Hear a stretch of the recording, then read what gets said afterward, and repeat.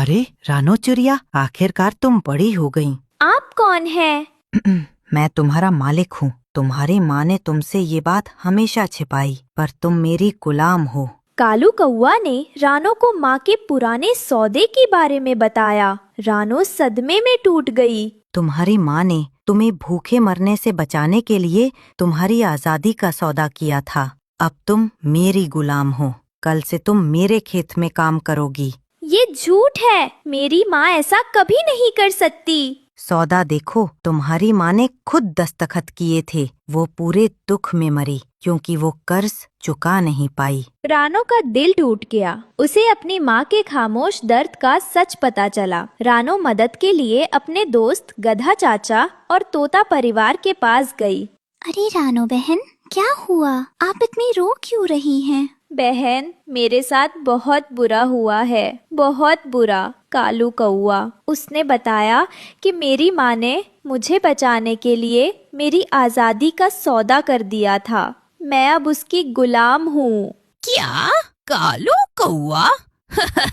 ये झूठ है। वो हमेशा से दुष्ट है। नहीं, मेरे पास सौदा पत्र है। मेरी माँ उस कर्ज के दर्द में मर गई और मैं जानती भी नहीं थी। रानो बहन, आप रोना बंद कीजिए। आपकी माँ ने जो किया वो प्यार था, वो त्याग था। अब आप हिम्मत रखिए। ये सौदा जरूर अवैध होगा। ये धोखा है। लेकिन पहले हमें गधा चाचा से बात करनी होगी। उनकी बुद्धि और शक्ति दोनों हमें चाहिए। तीनों दोस्त सीधे गधा चाचा के पास पहुँचे। गधा चाचा रानो की हालत देखकर बहुत चिंतित हुए। गधा चाचा अपने खेत में थे। रानो तोता परिवार के साथ वहाँ पहुँचती है।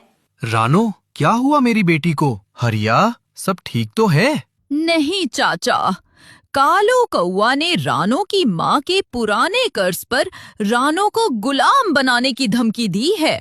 हाँ चाचा, मैं अपनी माँ का अंतिम दर्द समझ गई। मैं वो कर्ज चुकाना चाहती हूँ, पर मुझे रास्ता नहीं दिख रहा। मीना बहुत ईमानदार थी। उसने ये सौदा तुम्हारे लिए किया था। हम तुम्हारी माँ के इस महान त्याग को बेकार नहीं जाने देंगे। हिम्मत रखो रानो, हम सब मिलकर इस सौदे का कोई रास्ता निकालेंगे। हरियाली तोती और हरिया कानूनी पहलू देखेंगे। मैं बल और शक्ति से तुम्हारी मदद करूंगा। हमें कालू कौवा को दिखाना होगा कि प्यार का कर्ज उसके लालच से ज्यादा बड़ा होता है। दोस्तों की सांत्वना और एकजुटता से रानो को थोड़ी हिम्मत मिली, लेकिन माँ के दर्द और गुलामी के डर ने उसके चेहरे पर गहरी उदासी छोड़ दी थी।